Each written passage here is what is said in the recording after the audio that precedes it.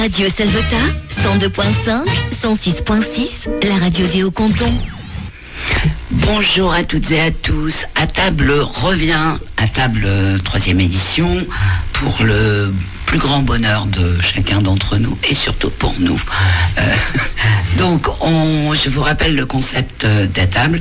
Nous recevons un producteur-éleveur, logiquement un viticulteur. J'ai bien dit logiquement, mais je vous expliquerai pourquoi il n'est pas là aujourd'hui. Un restaurateur et un caviste. Voilà. Aujourd'hui, nous avons la joie de recevoir Johnny Champeau, éleveur, producteur de brebis. C'est bien ça? Producteur brebis agneau, oui. Oui, bonjour Johnny. Bonjour. Frédéric Faure, du Chai de la Poterne. Frédéric, bonjour. Bonjour. Et Julien Medge, restaurateur, auberge des Consuls, que je pense chacun connaît. Bonjour à vous. Donc voilà, bonjour à vous, ça c'est envoyé. Ça c'est fait. Alors, donc le concept c'est que l'éleveur impose un produit au cuisinier et qu'il va cuisiner à sa façon, à son libre choix, sur son libre arbitre. Frédéric du Chai de la Poterne va accompagner les mets de vin qu'il aura choisi. Et pourquoi nous n'avons pas de viticulteurs? C'est qu'on s'y est pris trop tard. Voilà, ils sont tous très occupés et d'une semaine sur deux, c'est compliqué de les faire venir. Mais néanmoins, Frédéric nous a choisi, je pense, de bons vins. Alors, on va commencer par Julien Medge. Vous avez un CAP cuisine. Vous avez fait votre apprentissage à l'ambassade de Béziers. Vous avez fait différentes saisons hivernales à Méribel, Courchevel et Saint-Tropez, dans des établissements plutôt renommés. Et vous êtes parti 2 ans en Guadeloupe. Et vous voici chez nous pour notre plus grand bonheur à tous. Racontez-moi un peu, la cuisine, c'est quoi pour vous?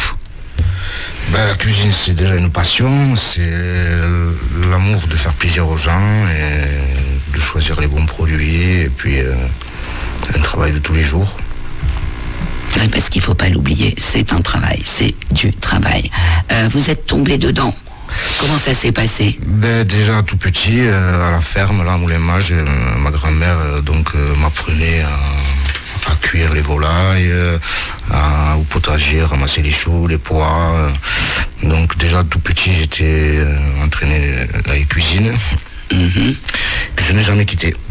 Donc puis après, à 15 ans le CAP, puis après, comme vous avez dit, des saisons un peu Courchevel, Saint-Tropez, quelques années en Guadeloupe, et puis ça a permis de pouvoir faire aujourd'hui une cuisine de cœur. De cœur. Vous avez un style de cuisine qui est bien à vous. Est-ce qu'il a un nom Non, c'est juste que c'est un style, oui, j'utilise beaucoup les épices, les poivres, parce que j'adore ça déjà. Et puis en voyageant, on se rend compte qu'il y en a une quantité énorme. Donc j'essaie d'associer un peu la cuisine aussi créole à la cuisine française, avec des touches épicées, oui, poivrées, et puis voilà, c'est des réactions de goût. Merci. Joe. Oui, donc Joe le berger, c'est comme ça qu'on l'appelle. Éleveur de brebis. Pourquoi? Ça vous vient d'où? C'est un peu une grande histoire. Donc oui, les brebis. J'ai un parcours d'ouvrier agricole, salarié agricole, stagiaire, donc depuis l'âge de 14 ans. Et en fait, dans beaucoup de régions, on avait toujours une petite troupe de brebis qui pouvait servir à nettoyer les petits morceaux ou les parcelles qui n'étaient pas utilisées, par exemple en Normandie pour les bovins, par les chevaux. Donc il y avait toujours des petits troupeaux, et du coup dans mes formations agricoles, j'ai travaillé dans différents domaines, culture, porc, d'élevage de volailles. Et suite à un accident avec une vache allaitante, en fait, je me suis réorienté sur l'activité ovine. Et du coup, j'ai basculé sur l'activité de berger. Et du coup, j'essaye maintenant en fait de faire vivre mon troupeau dehors toute l'année. Donc en suivant un peu les pousses de l'herbe. Donc notamment en descendant dans des vignes, dans des domaines viticoles pour la partie hivernale. Et ensuite on remonte un peu en altitude pour suivre la poussée de l'herbe. Donc j'ai eu la chance d'être accueilli ici sur la Salvetat, Freis, donc où j'ai un petit territoire qui me permet de faire grossir mes agneaux et mes brebis donc exclusivement avec la nourriture qu'elles trouvent dehors. Ok, donc vous, c'est des races à viande? C'est une race plutôt, c'est des races rustiques à viande qui sont utilisées en majeure partie pour la commercialisation des ventes des agneaux et des brebis transformées. Après, on a peu de valorisation lainière, enfin du moins pour ma race. Après, il n'y a vraiment qu'une race prédominante en France où ils ont vraiment sélectionné la laine, c'est la Mérinos, quoi. Et bon, ça, il faudrait peut-être relancer certaines activités lainières, mais bon, voilà, après, c'est une autre... Non, mais il y a le lait aussi, on peut en faire du fromage. Oui, mais le lait, c'est pareil, c'est des races très ciblées qui sont très productives au niveau lait et qui ont été sélectionnées pour faire du lait. Nous, la brebis, là, elle a été sélectionnée pour vivre dehors toute l'année et à réussir à faire une production laitière pour faire grossir son agneau. Ok. Vous êtes distribué où dans les grandes surfaces? Alors non, j'ai pas un volume assez important pour être distribué dans les grandes surfaces. Donc pour l'instant c'est beaucoup de bouche à oreille, quelques restaurants. Des personnes de l'entourage, notamment on a fait la foire à Freis, donc enfin voilà, après j'ai eu une commercialisation en circuit court, voilà. C'est un choix aussi, non? Oui, c'est un choix. Oui, c'est un choix. C'est un choix sur le fait où j'aime bien savoir qui va travailler le produit que j'élève. Et c'est un peu important de savoir que les animaux se retrouvent dans de bonnes mains pour la suite de leur activité. Qu'est-ce qu'il a de plus cet agneau par rapport à ceux qui sont, je sais pas moi, dans les... On ne parle pas d'étable d'ailleurs, comme une chèvre. Bergerie. Ils n'ont pas les mêmes conditions d'élevage. Ils sont pas. Enfin bon, alors il y a du pour, il y a du contre. Voilà, moi l'agneau, il prend le temps de grossir quand il a atteint son objectif au niveau poids. Il est mené à l'abattoir et chez le transformateur et voilà, alors que dans un siècle plus long en type coopérative, on demande peut-être plus de performance aux animaux, on leur laisse peut-être moins de temps, mais bon, c'est des cahiers des charges, voilà. Bon, moi j'aime pas trop les contraintes, donc j'aime pas rentrer dans un cahier des charges, donc je me fais mon cahier des charges moi-même. Donc vous êtes éleveur, producteur, berger, vendeur, tout ça en même temps, on est bien d'accord. On essaye, c'est compliqué des fois d'être partout. Et voilà, bon, je pourrais pas commercialiser de cette manière-là si on n'avait pas des ateliers, c'est important de le maintenir, hein, ce système d'abattage de proximité et d'outils de transformation, donc ateliers de découpe qui nous permettent de pouvoir récupérer la viande dans de bonnes conditions, mise sous vide, préparée en colis, qui nous permet à nous éleveurs d'avoir la partie juste clientèle à faire, parce que nous en tant qu'éleveurs, on ne peut pas supporter la charge d'un atelier de découpe, on n'aurait pas assez de volume pour valoriser l'équipement qu'il faut, et y compris d'avoir les personnes compétentes pour le faire. Vous avez un troupeau de combien de têtes? Ça oscille entre 180 et 200 brebis productrices. Okay. Et après, selon les périodes, avec les agneaux, les jeunes agnelles de renouvellement, on monte à 250, 300. C'est quoi la plus grande difficulté d'un éleveur ou d'un berger d'ailleurs? Alors, moi qui aime pas les papiers et qui suis confronté à la bureaucratie française régulièrement, je trouve que l'administratif est lourd. Et après, il faut quand même arriver à trouver de la place pour pouvoir faire manger le troupeau correctement. Alors surtout avec cette année, avec les conditions climatiques qui ont été particulières, ça a été un peu difficile, mais en alternant un peu de la garde, on arrive à leur faire... en fait, la garde, ça fait partie d'une méthode ancestrale que tout le monde pratiquait avant. Ça veut dire qu'on lâche le troupeau, on le surveille et en fait, elle valorise un peu tout. Donc, elle veut valoriser autant de l'herbe sèche que de la feuille, que des fruits type chêne, gland, châtaigne. Et du coup, ça leur permet de se réguler elles-mêmes et d'avoir une ration complète, même si les conditions climatiques sont difficiles.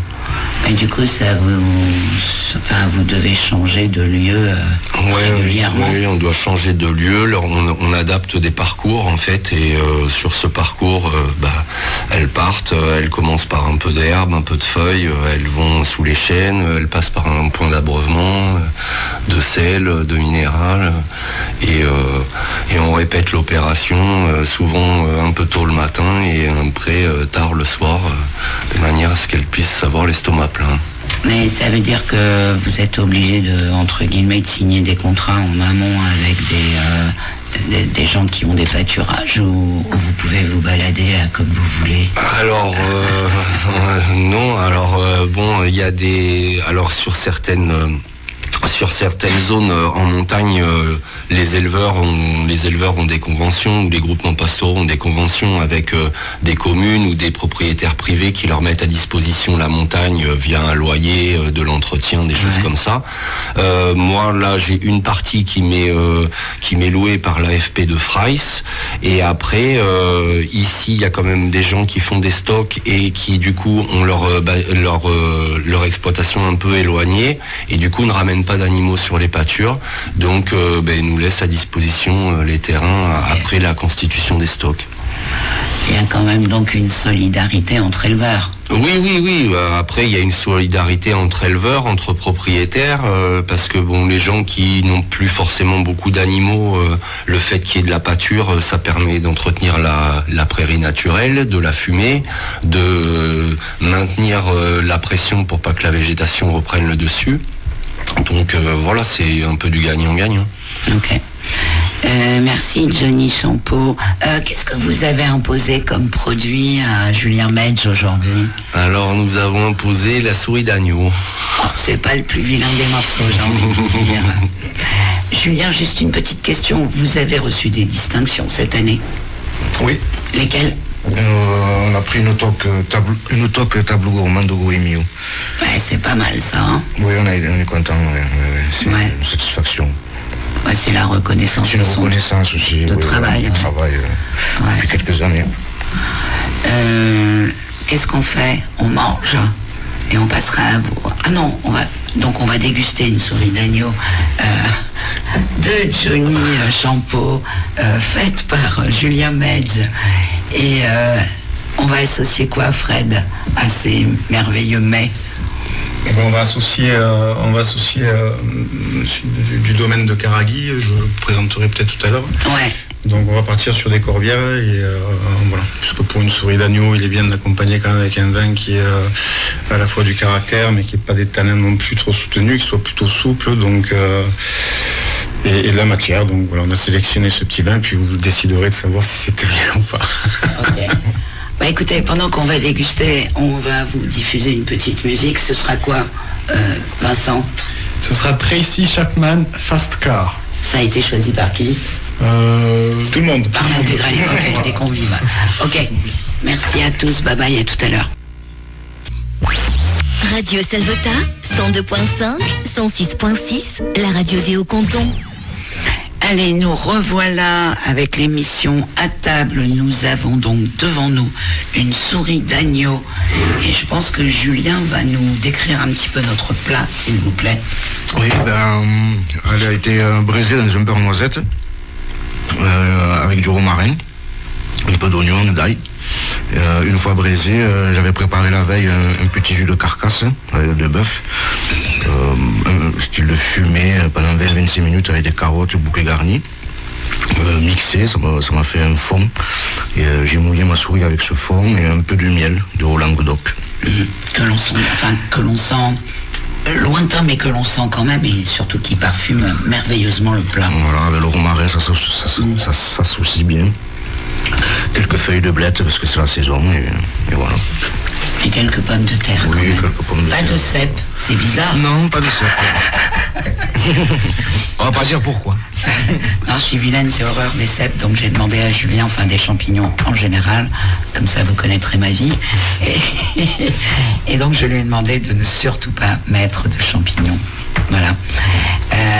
Alors, avec quoi on associe ce petit plat merveilleux, Monsieur Frédéric J'avais Faure? choisi donc un vin rouge, donc en vin blanc, il est à même de choisir des chardonnays ou des vins qui amènent un petit peu avec des notes de fruits blancs et un peu mûris et d'amandes. Donc on peut l'agrémenter d'un vin blanc, mais aujourd'hui on aura choisi donc un vin qui s'appelle le Solus, qui vient du château des Caraguilles.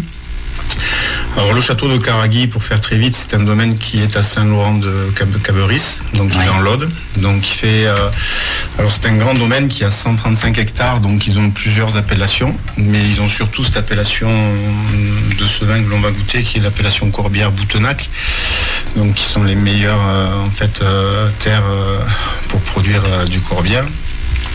Donc ils ont la facilité, c'est des vignes qui sont entre 150 et 200 mètres d'altitude, qui bénéficient un peu de chaleur l'été, mais de vent de tramontane qui rafraîchissent un peu et surtout qui assèchent et qui permettent de pouvoir traiter. Donc c'est un domaine qui traite tout en bio. Et donc qui pour moi travaille très bien. Donc le vin que l'on va boire, c'est un vin qui est associé, donc comme tous les corbières, à base de Carignan avec du Syrah, du Grenache et du Mourvèdre, et qui couvrira à la fois la finesse de l'agneau avec ce côté un peu gras et ce jus, et qui pourra, avec ses tanins assez souples, faire un bel accompagnement. Merci. Tiens, qu'est-ce que vous pensez du plat, Frédéric? C'est très bon, il n'y a rien à dire. C'est très très bon. Joe, qu'est-ce que vous pensez de votre agneau transformé? Très bien. C'est bien, c'est la reconnaissance du travail effectué vis-à-vis de la qualité de la cuisine. Ouais. C'est un très bel, c'est super bon. Alors, parce que déjà, on a un merveilleux produit dans l'assiette quand même, il faut le souligner. C'est très important.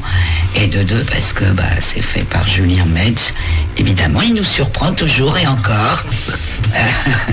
Voilà, je suis désolée, je ne taris pas d'éloges, mais on va chez Fred, on a de merveilleux vins.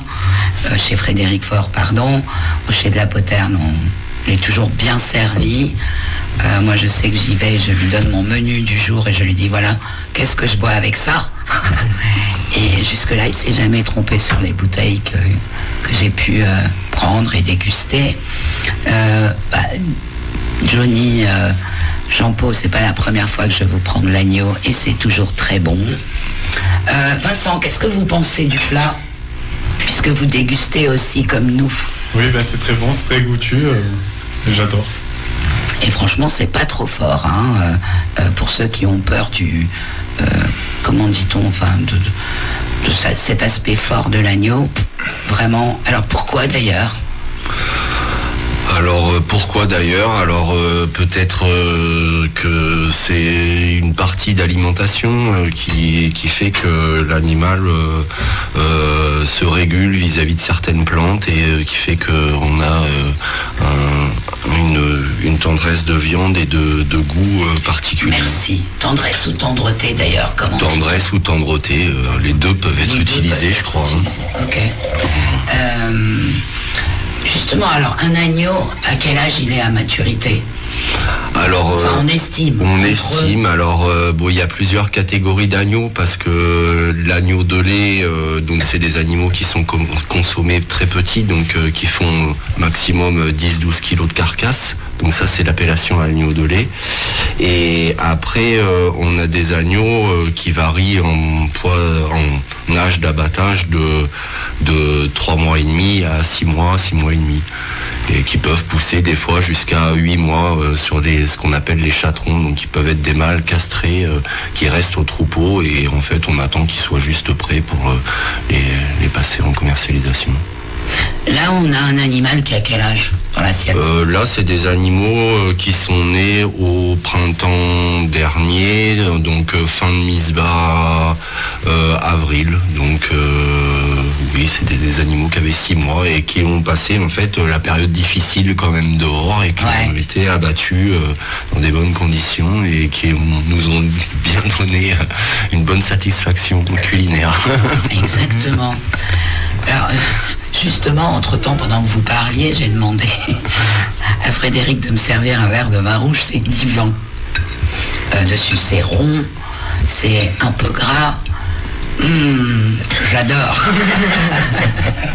J'ai plus rien à dire.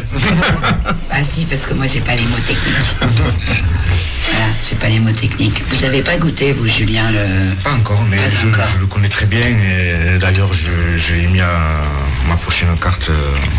Parce que je l'ai pas goûté, celui-ci, chez vous, encore. Non, il y arrive. Il y arrive.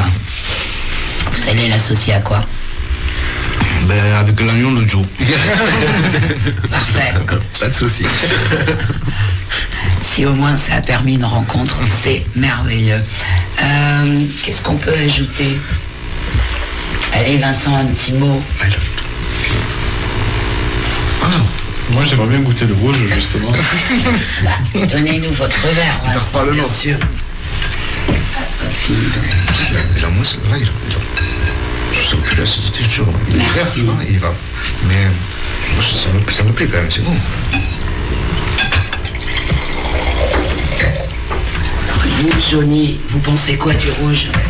Moi, je suis bien fan des corbières, donc oui, il est très intéressant. Il est très intéressant. Il est puissant, mais pas fort. Ouais, c'est ça. Pas trop Ce qu'on appelle des tanins doux. Ouais, des tanins doux. Donc c'est vrai que c'est vraiment bien. Ça passe bien. Hein. Ça s'accompagne vraiment bien. Disons que tous ces vins qui sont faits maintenant, les vinifications ont beaucoup évolué. Les vignerons font un gros travail de la vigne à la cave. Il faut savoir que tous ces raisins, ils sont ramassés à la main. Donc c'est un gros boulot aussi. Et la particularité dans les corbières, et surtout dans les corbières Boutenac, c'est ça, il y a des rendements très faibles. Là, sur un domaine comme celui-ci, ils sortent des Carignans, ou ils sortent plusieurs cépages de terroirs différents. Donc du coup, ils ont une liberté d'assemblage qui fait que... Et en plus, avec l'expérience, qui donne des vins comme ça très fondus, et qui sont de garde en plus, puisqu'on peut les garder quelque temps dans les caves. Frédéric, vous êtes un vrai caviste. Vous allez déguster, vous allez rencontrer les producteurs.